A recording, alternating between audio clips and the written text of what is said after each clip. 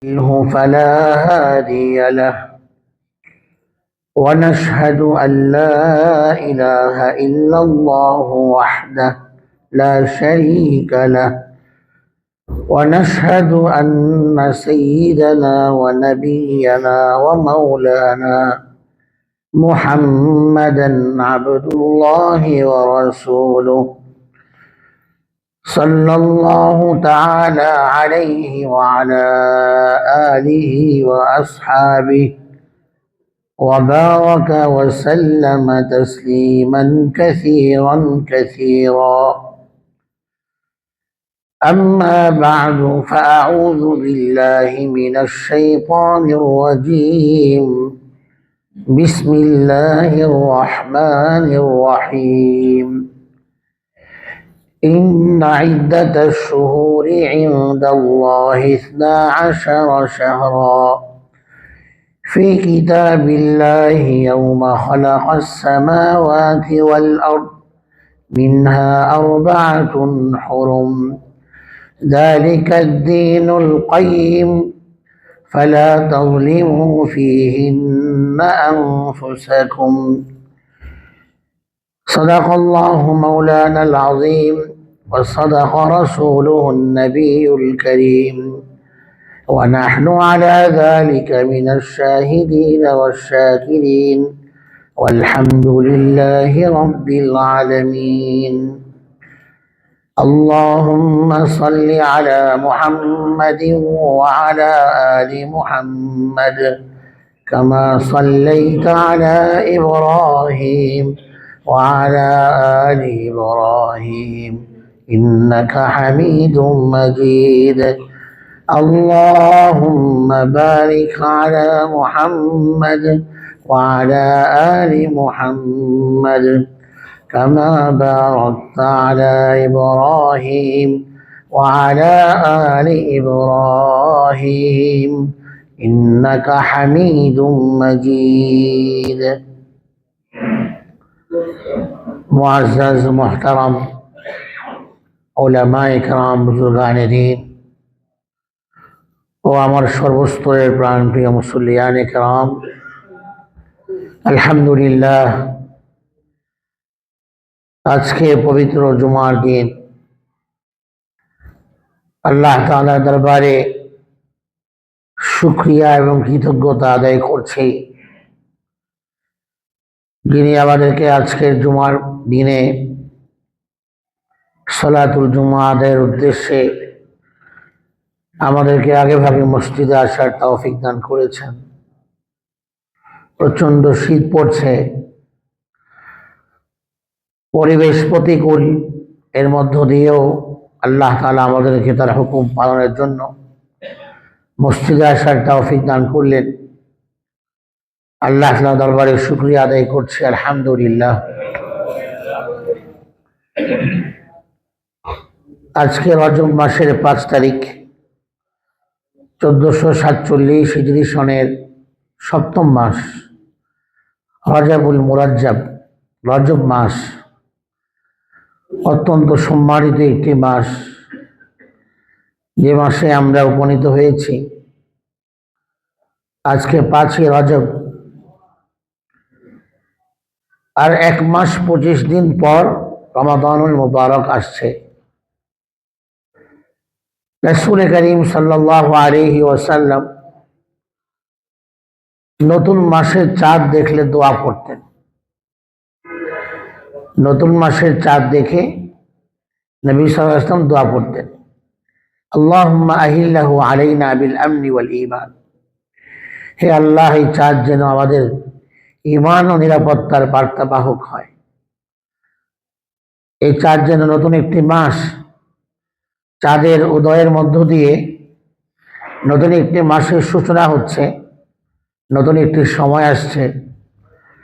আমরা যেন এই সময়ে ঈমানের সাথে থাকতে পারি, এই নতুন সময়টাতে যেন আমরা নিরাপত্তা পাই, আমন আমান পাই, এবং আমরা যেন শৃঙ্খলা পাই, ফিতনা ফাসাদ থেকে আমরা যেন মুক্ত থাকতে পারি, ঝগড়া বিবাদ থেকে, পরস্পর কাদা ছোড়াছুড়ি থেকে অনাকাঙ্ক্ষিত পরিস্থিতি থেকে, যা আমাদের জন্য সুখকর নয়, যা আমাদের জন্য সুখ নিয়ে আসে না, আনন্দ নিয়ে আসে না, বরং বেদনা এবং ব্যথা নিয়ে আসে, আমাদেরকে মর্মাহত করে, আমাদেরকে হতবাক করে, আমাদেরকে বিপর্যস্ত করে, বিমর্ষ করে, আমাদেরকে ব্যথিত করে। এ সকল দৃশ্য, এ সকল অবস্থা আমরা দেখতে চাই না। আল্লাহ, আপনি এই চারটা যেন আমাদের জন্য নিরাপত্তার বার্তা নিয়ে আসে। এই চার যেন আমাদের জন্য একটা সুখের অবস্থা, সুন্দর একটা পরিবেশ, চমৎকার একটা দৃশ্য আমাদের সামনে আনে, যা আমাদের ঈমান ও ইসলাম পালনের জন্য সহায়ক হয়, দ্বীনের উপর থাকা আমাদের জন্য সহজতর হয়। কোনোভাবেই যেন আমাদের ঈমান নষ্ট না হয়, এমন পরিবেশ আপনি আমাদেরকে দিয়েন না।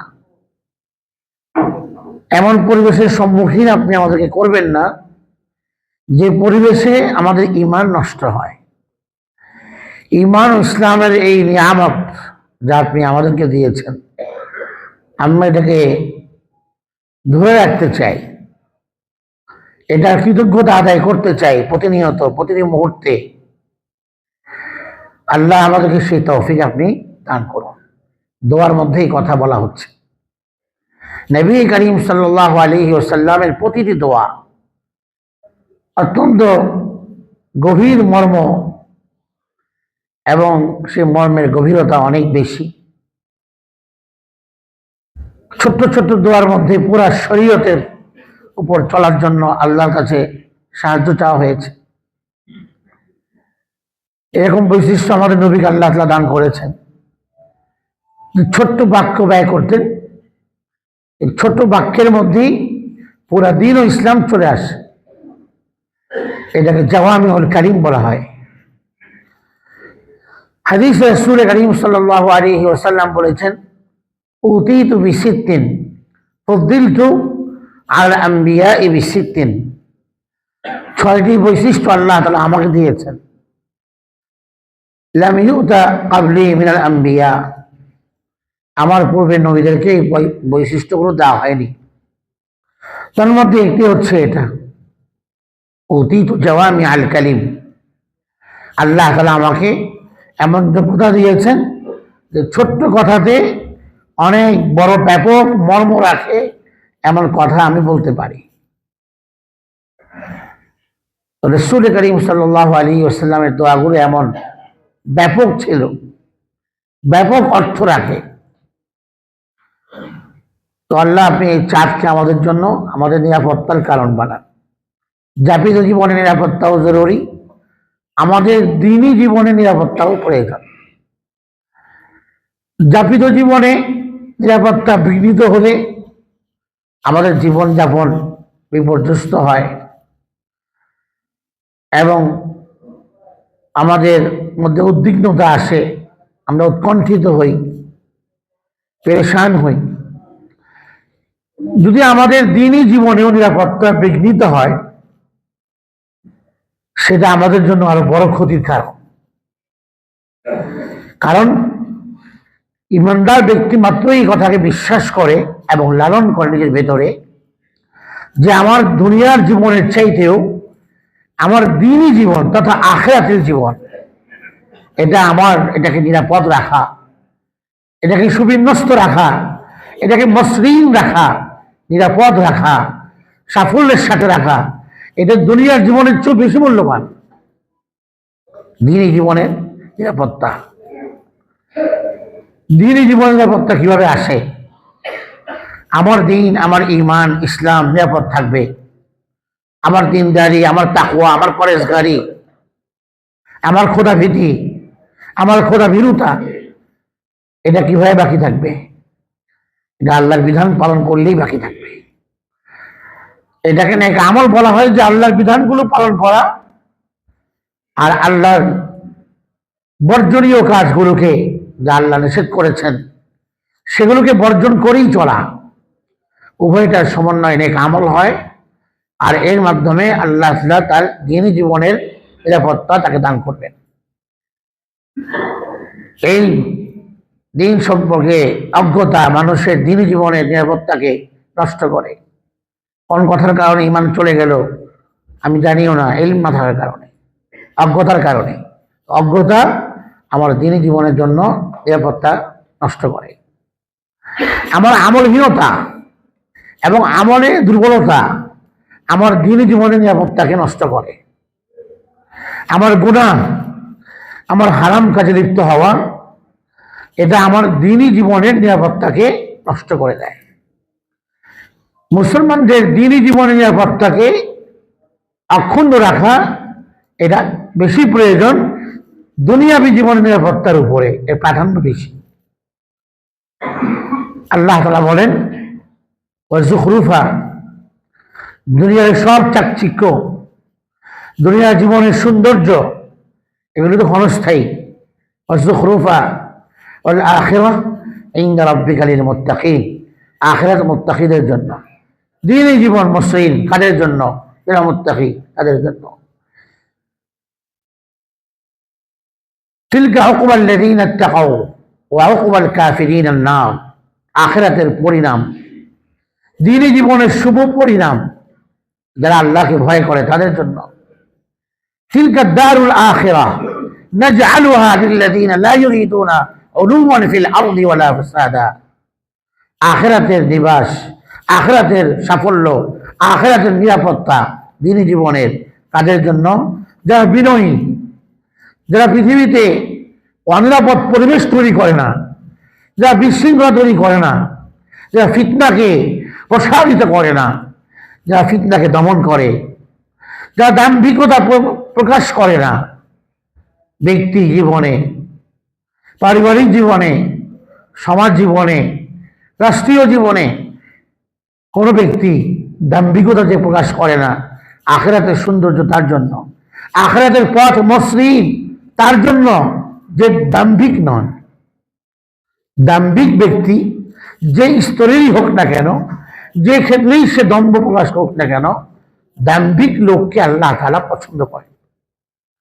অনেক সময় আমাদের দ্বারা এরকম দম্ভ প্রকাশ হয়ে পড়ে, ক্ষমতা পাওয়ার কারণে, পদ পাওয়ার কারণে অন্যের উপরে খড়গহস্ত হই আমরা, অন্যের উপরে, অধীনস্থদের উপরে খড়গহস্ত হয়ে যাই, দম্ভ প্রকাশ করি, ক্ষমতার ভাব প্রকাশ করি।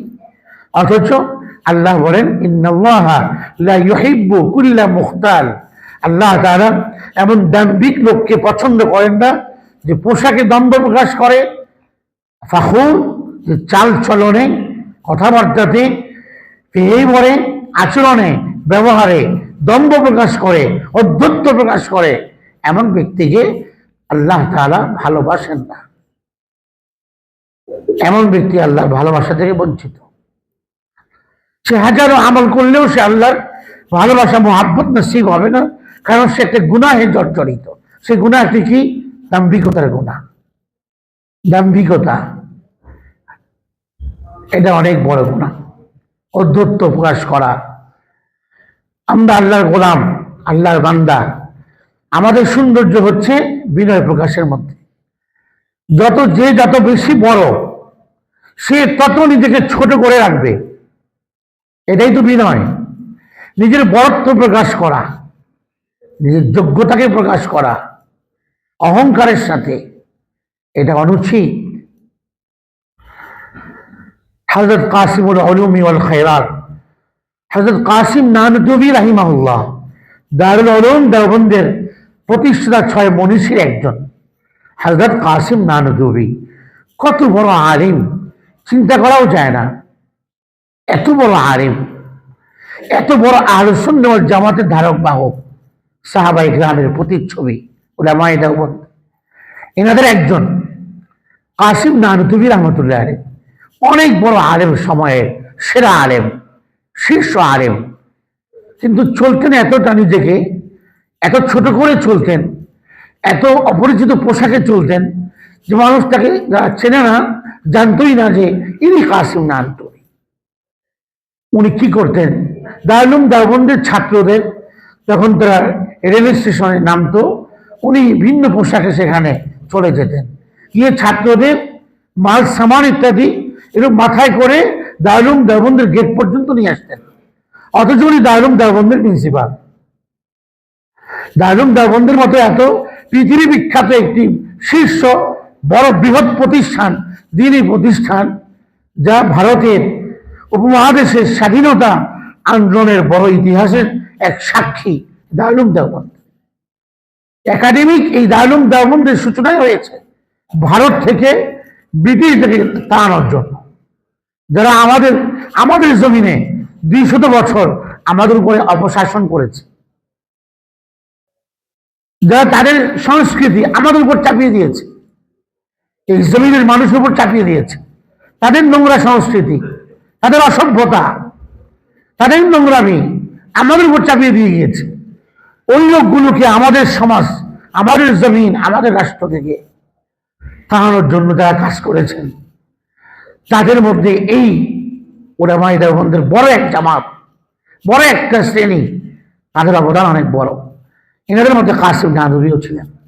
ছাত্রদের বোঝা মাথায় করে নিয়ে আসতেন দারুলের গেট পর্যন্ত, অথচ ছাত্ররা জানতই না যে ইনি কাসিম নানভী। কি পরিমাণ বিনয় তার! একবার তিনি এক মসজিদে গিয়েছেন, নামাজের সময় হয়ে গেল, ইমাম সাহেব অনুপস্থিত নেই, কোনো কারণে আসতে পারে নাই, হতেই পারে এটা, আসেন নাই, নামাজকে পড়াবে। যারা উপস্থিত ছিলেন তাদের একজনও নামাজ পড়ার মতো যোগ্যতা রাখে না ইমামতে। তো সেখানে তিনি এক আত্মীয়ের বাড়িতে গিয়েছেন বেড়াতে, সেই জায়গায় মসজিদ, সেই মহল্লার। প্রথম এক ওয়াক্তে তিনি নিজেকে খুব গোপন করে রেখেছেন, মনে করেছেন যে হয়তো তারা আমাকে চিনে ফেলেছে, এই জন্য আমাকে ইমামতি করার জন্য তার বারবার বলছেন আমাকে। উনি করেন নাই। পরবর্তী ওয়াক্তে যখন আসলেন তখন ইমাম সাহেব নাই। তখন তিনি চিন্তা করলেন যে না, এখন যদি নিজের পরিচয়টা না দেয় তাহলে মানুষগুলোর নামাজ নষ্ট হবে, কারণ একজন মানুষও ইমামতের যোগ্য নয়। সেটা উপস্থিত ছিলেন। তখন জিজ্ঞাসা করা হলো, ভাই কোনো আলেম আছেন এখানে? এরকম পরিস্থিতি সিচুয়েশনে কোনো আলেম থাকলে তাকে বলা উচিত যে ভাই হ্যাঁ আমি আলেম আছি। তখন তিনি নামাজ পড়ালেন, কিন্তু নিজেকে আগের ওয়াক্তে গোপন রাখলেন, যেটা কেউ ওনাকে না চেনে। তো বিনয় এবং নম্রতা অনেক বড় গুণ। হাদিসে নবীজি বলেন, মান তাওয়াদা লিল্লাহ, যে আল্লাহর জন্য ছোট হয়, আল্লাহর জন্য ছোট হয়, রাফাআহুল্লাহ, আল্লাহ তাকে উঁচু করে দেন, আল্লাহ তাকে উঁচু করে দেন। এটা আল্লাহর নবীর মুবারক জবানের কথা, উচ্চারিত শব্দ, কথা। এটা নষ্ট হবার নয়, এটা বৃথা যাবার নয়। মান তাওয়াদা লিল্লাহ, যিনি যত বড় পোস্টে যাবেন তিনি তত বেশি বিনয়ী হবেন, যিনি যত বড় যোগ্য তিনি তত বড় নিজেকে ছোট করে রাখবেন। সাহাবায়ে কেরামের বৈশিষ্ট্য এমনটাই ছিল। আমাদের পূর্ববর্তী মনীষাদের আকাবির ও আসলাফ, তাবেঈ, তাবে তাবেঈ, এই ধরনের আইম্মায়ে মুজতাহিদিন, ইমামদের অবস্থা তো এমনটাই ছিল। বুজুর্গানে দিন তো নিজেকে গোপন রাখেন, যত বেশি নিজেকে গোপন রাখা যায় তারা এই কাজটি করতেন, যেন জনসমাবেশে মানুষ তাকে না চেনে। আজকে তো আমাদের ভাইরাল হওয়া রোগে আমরা আক্রান্ত। আজকে আমরা কিছু হলেই আমরা সেটাকে ভাইরাল করার চেষ্টা করি, নিজেকে সুরত, প্রসিদ্ধি পাওয়ার, খ্যাতি লাভের আমাদের এক রোগ আমাদেরকে আক্রান্ত করেছে। সর্ব জায়গাতে নিজেকে মেলে ধরা, নিজেকে প্রকাশ করা, প্রদর্শন করার এই মনোভাব, এটা আমাদের ঈমান ও আমলকে নষ্ট করছে। কারণ রিয়া, লৌকিকতা আমাদের আমলকে নষ্ট করে, এটা প্রচ্ছন্ন শিরক। এই মনোভাব থেকে বেরিয়ে আসতে হবে, যা কিছু করব আল্লাহর জন্য, এটা তো হওয়া চাই। নবী করিম সাল্লাল্লাহু আলাইহি ওয়াসাল্লাম বলেন, মান আহাব্বা লিল্লাহ, যে আল্লাহর জন্য ভালোবাসে, আল্লাহর জন্য রাগ করে, আল্লাহর জন্য খরচ করে, আল্লাহর জন্য কোথাও খরচ করে না, সব জায়গাতে সে আল্লাহর জন্যই করে, তাহলে তার ঈমান পরিপূর্ণ। ফাকাদ ইসতাকমালাল ঈমান, সে ঈমানের পরিপূর্ণতা অর্জন করলো। অর্থাৎ তার জীবনের সবকিছু আল্লাহর জন্য হয়। সে নামাজে আসছে আল্লাহর জন্য, সে মানুষের সেবা করছে আল্লাহর জন্য।